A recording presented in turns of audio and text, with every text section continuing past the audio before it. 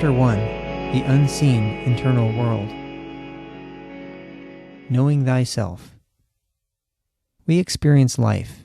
That's incontrovertible, even if we believe that this life is not the only one we'll experience, or that it's an incredibly complex simulation devised by a superintelligent extraterrestrial life form. Regardless of these beliefs, we experience life. And what are the essential qualities or characteristics of human life? This seems a simple question, because it's easy to look around and notice life happening. Whether we're in a city or in a rural place, we're constantly doing things, volitionally or subconsciously or unconsciously. Oftentimes, many people and related material things are also involved in this process. We can readily see other creatures doing myriad things as well, trying to sustain their lives on this planet, from spiders in blades of grass to birds soaring on wind currents.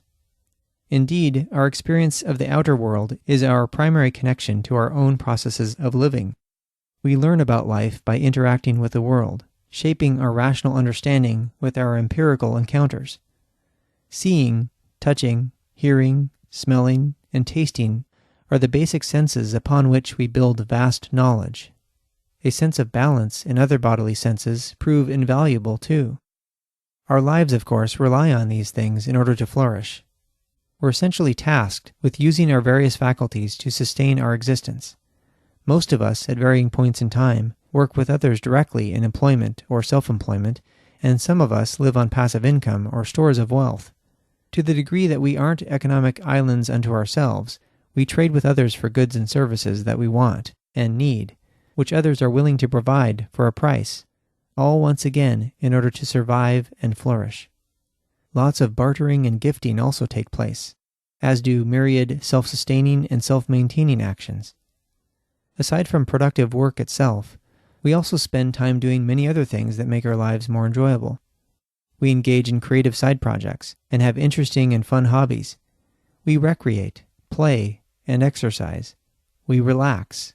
We celebrate and party too. We do these things to have more fulfilling lives, assuring ourselves that life is really worth the effort. And, as a profound theme throughout, we enrich our lives a great deal by relating with others we value and who value us. Many of these things, of course, other creatures don't do. Sure, other mammals, for instance, often relax and play, but they also just live without meaningful celebration or reflection. Species besides humans don't ponder the nature of their lives as mortal beings either, and they don't doubt their perceptions, their capabilities, and their worth. Rather, they just go about living, be they squirrels in a park or trillions of bacterial cells on us and inside us. By the way, did you know that the vast majority of our body's cells are bacteria? Because these prokaryotic cells are much smaller than the eukaryotic cells comprising our various tissues, we tend to overlook their immense numbers. Our outer world consists of a lot of things that may become ordinary to us over time. This is also part of being human. Our immense abstraction ability enables us to lose sight of the big picture and not live very mindfully. Also, what we can possibly attend to in our lives is quite small in comparison to all the things out there. In our highly connected digital world, we are immersed in an incredibly vast amount of information. We can integrate only a small fraction of it, of course, and we dismiss the rest.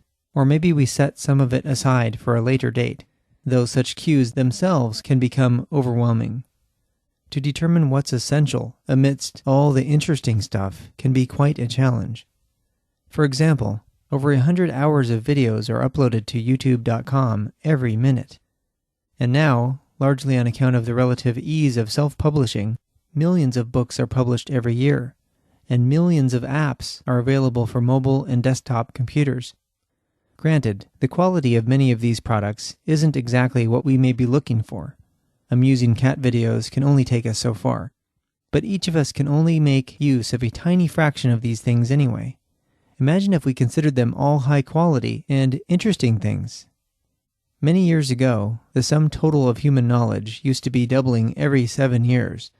But now it's doubling easily less than every year. Wikipedia has millions of pages, each dedicated to expressing and expanding our knowledge of practically every aspect of reality. In the midst of all this, our inner world remains a major and incomparable part of the vast realm of our life experiences.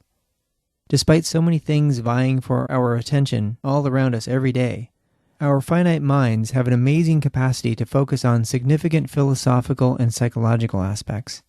Indeed, within our inner world are the crucial aspects of reality that determine our happiness and flourishing. Even though this world isn't as tangible as the world around us, if we can become intimate with it, we can reshape our lives and change practically everything for the better.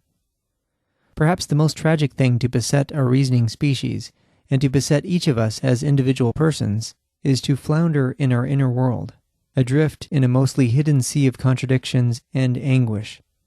We certainly don't want to voyage on such a hazardous sea throughout our lives.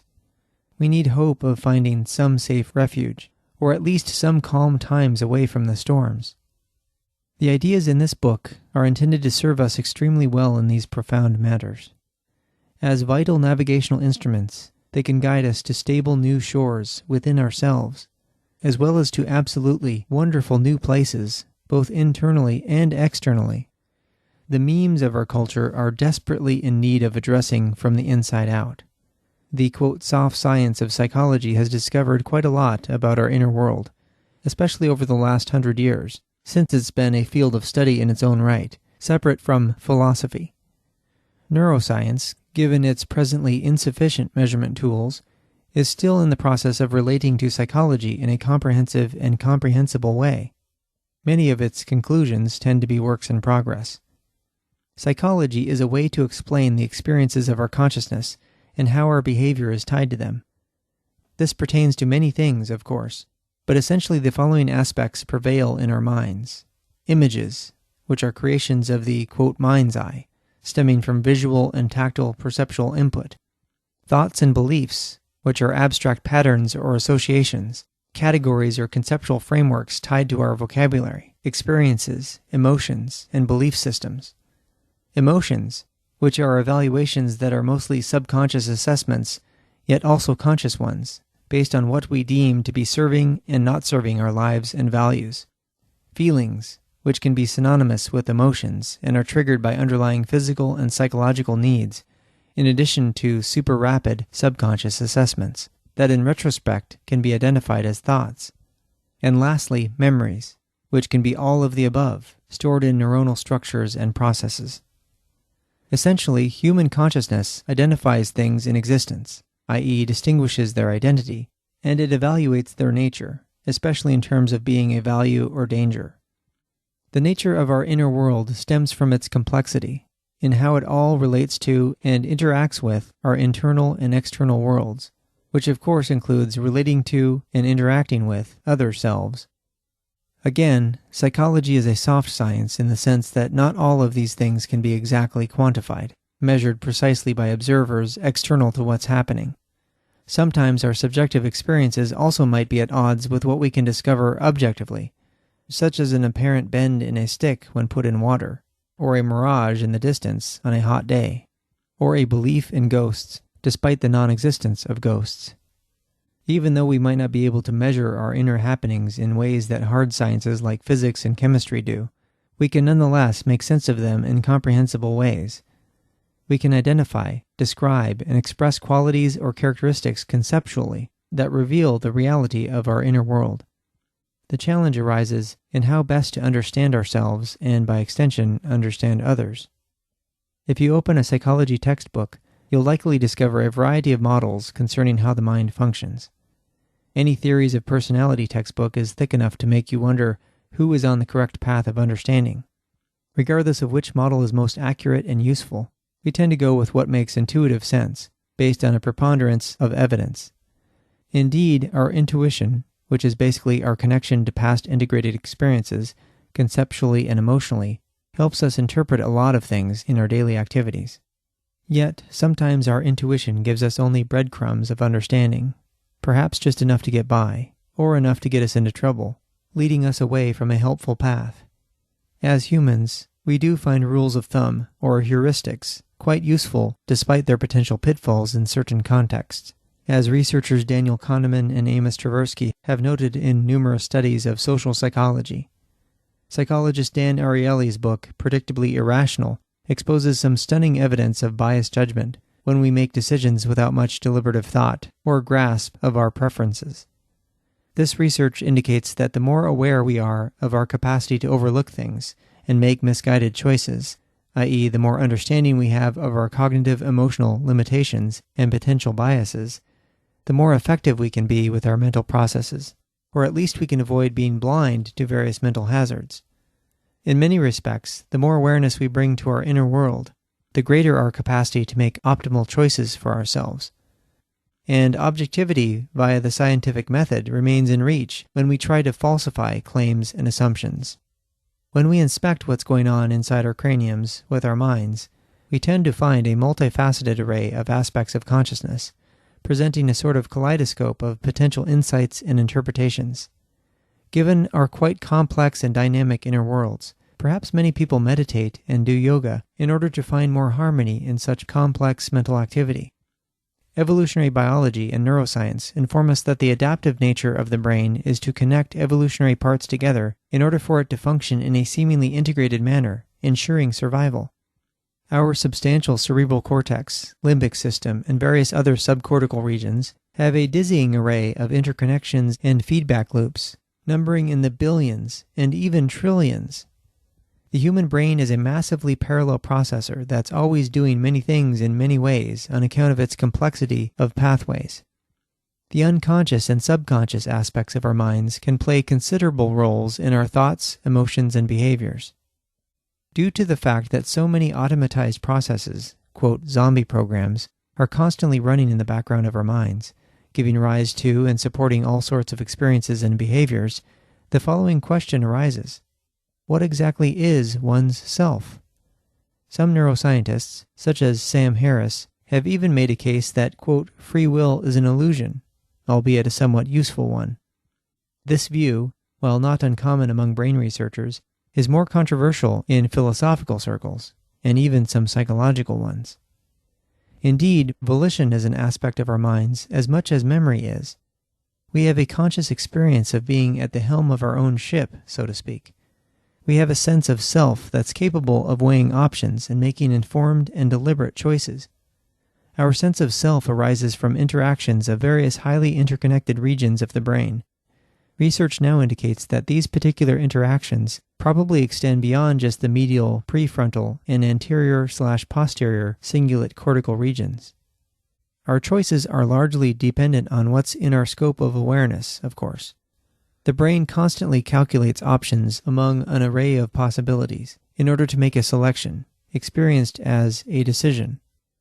As neuroscience and psychology both note, subconscious and unconscious brain processes can take the helm much of the time. These automatized processes have been shaped via learning experiences that began in early childhood. As we'll explore in upcoming chapters, mental and physical trauma can enable self-destructive patterns. It can hinder our ability to make informed and healthy choices. This is why living consciously, striving to increase our level of awareness, is so key to flourishing as conceptual and emotional beings. Granted, to become mindful of our internal world is also a choice that provides for a lifetime of healing and growth, which truly sets us on paths to experience happiness and freedom. The less awareness we bring to what's going on inside us, which includes processes that might be running counter to our conscious convictions or professed beliefs, the less resourcefulness and responsiveness we can attain. Without awareness of our inner possibilities, our range of selection becomes more constrained or limited. Even though a lot of our calculations and assessments are made below conscious, explicit awareness, as research on decision-making reveals, we can become mindful of causes and consequences in order to make choices that are more useful and helpful for optimal functioning.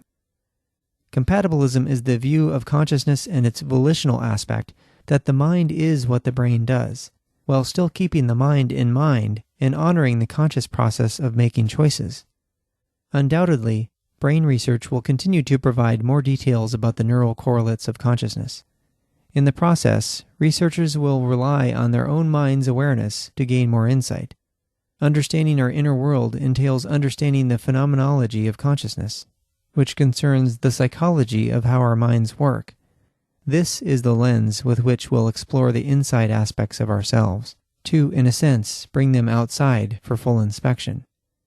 Still, we are faced with a supreme challenge here, to foster a stable and secure sense of self, even as we encounter new truths that might trigger discomfort, at the very least. This book seeks to reveal significant truths about the self, which might be dormant in one's own psyche. As psychologist Carl Rogers noted in his book On Becoming a Person, the first stage of self-understanding seeks to remain in the status quo, with the perspective that everything about self is just fine, thank you very much, so let's simply live. In other words, self-reflection, to say nothing of honoring one's true self, might be viewed as something that only allegedly weak or strange people do. Non-introspection is favored in this stage, which can tragically persist for an entire lifetime, on account of choosing not to address the perceived dangers within the psyche. Obviously, in the quest to protect the self, this is the psychologically rigid and emotionally remote end of the continuum of self-reflection. Rogers detailed 6 other stages involving the processes of gradually increasing awareness, self-awakening, and integration of oneself. It's my vital hope that all of us will strive for as much self-discovery and self-understanding as possible, so that we can be most aware of, and thus most capable of, making the freest choices for ourselves, while honoring the freest choices of others. Another challenge is that the vast continent of consciousness tends to remain one of the most uncharted territories for us. Given the high level of cultural discouragement, for too many persons it's a thick jungle that turns away all but the most intrepid or determined persons from inner exploration. For too many persons, it has various well-worn paths on which to venture, along with a wariness of straying from them, let alone straying too far, because, quote, too far might affect one's sense of self and possibly fragile connections with others in the world. And of course, these well-worn paths represent our culture. As we progress in the following chapters, we'll discover why it's so difficult to blaze new trails in our minds about so many crucially important things. We'll also discover how we can reimagine the nature of our minds so that we can realize so much more of our potential. Mental freedom, in brief. What does mental freedom mean to you? Whether you've had the opportunity to explicitly ponder that question, you've definitely had thoughts and feelings about it. Granted, if we were one of the many billions of people who don't have consistent access to basic sanitation, plumbing, electricity, and other things that the developed world takes for granted, then we'd have more immediate concerns. Despite humans' general absence of political freedom on the planet, our situation in the developed world does indeed provide us the opportunity to ponder what being mentally free means. In essential terms, political freedom and mental freedom both entail having the capacity of choice, the motivation to exercise this capacity, and then choosing as one sees fit without coercive influences. In the mental realm, freedom entails feeling empowered to operate one's mind and person in an efficacious manner, as one desires, without any debilitating aspects, such as contradictory beliefs, agonizing inner conflict or emotional torment, or an unrelenting, quote, inner critic, or automatic negative thoughts from the subconscious, all of which can express themselves in self-destructive behaviors, or self-worth denying addictions. Distorted thinking about self-concept tends to enter our minds from a very early age, unfortunately, during our attempts to make sense of ourselves in relation to others. We'll explore this in more detail in subsequent chapters.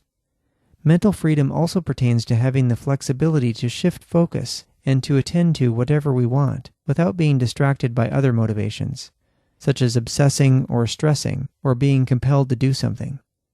It means being at peace with our mental processes, rather than being in conflict, at war with ourselves. It means practicing self-empathy and self-compassion. It means having resilience, which includes emotional resilience. This entails being able to process emotions in a natural, authentic, adaptive, self-accepting way, so that they're given the respect necessary to be recognized and to flow through us, instead of remaining unidentified and leading us down more troubled paths. Thus, what mental freedom means is more than just how many choices are in the realm of our material existence. It means really being comfortable with one's sense of self, being at ease and secure within one's own mind and body. As we take into account the past and present input being processed from various subconscious and emotional perspectives within ourselves, as we reflect on the multifaceted nature of the human mind, we can appreciate what an achievement mental freedom is. Psychologist Nathaniel Branden noted that each of us has a, quote, sage self, a centered and balanced part that's fully present to our experiences and can handle any and all challenges with a sense of realism, empathy, wisdom, and resourcefulness. The sage self is able to sustain us in so many healthy ways, and it gets strengthened as we become more integrated internally. It knows that we are more than our emotional difficulties at any given time, however pressing they may be, as they reverberate strongly through us. The observant part of ourselves, the one that's attuned to our present moment experiences, offers us a path to true enlightenment and enrichment. Of course, it can be sometimes scary to realize just how much we depend on ourselves for our own fulfillment, because it entails fully accepting our self-responsibility too. True integration also means pursuing and embracing self-knowledge, which entails processing doubt, fear, and pain. Think of when you were a child exploring something fascinating, or experiencing something thrilling or delightful. We can also embody this mindset as a way of life as adults. In fact, it's the birthright of each of us, despite what hurt or sadness we've endured, are enduring, or will endure. Hurt and sadness are inevitable facets of life, of course, but they are by no means the only ones. Life doesn't have to be about suffering or sacrifice, despite what the culture generally promotes, and despite what we might have learned and normalized in childhood.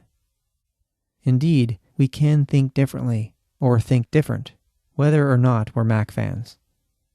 Expectations of obedience and conformity in our culture exact a heavy toll. They become normalized and almost reflexive, as we'll see in the next chapter. Our sense of both inner and outer freedom consequently declines a great deal. Then we're supposed to identify with doubt, fear, and pain instead. So, to keep a stable and secure sense of self tends to entail more mental effort, which can contribute to suffering as well, unless the paradigm is changed.